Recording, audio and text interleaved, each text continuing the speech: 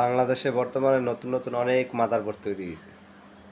হালার ভূত হালারা কেউ বেছে দেশ, কেউ বেছে চরিত্র, কেউ বেছে দেহ। শালার ভূত শালার আর কোনো কাম নেই, আলতু ফালতু নিউজ দিয়া এমন অবস্থা করছে, ভালো ভালো জিনিসগুলো ধামাচাপা দিয়ে দিতেছে। তো শেখ হাসিনারে কইছে সবাই হইলো স্বৈরাচার।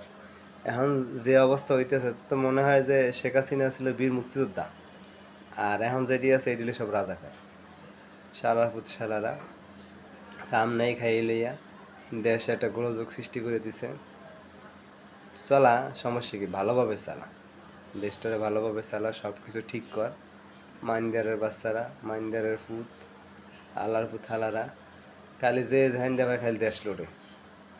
17 বছর 16 বছর লড়ছে, এরা লড়ছে, ওরা লড়ছে, আর খালি লড়তেছে, লুড়ের উপরেই আছে। আর দেশের উন্নতি, দেশপ্রেম, দেশপ্রেম কর।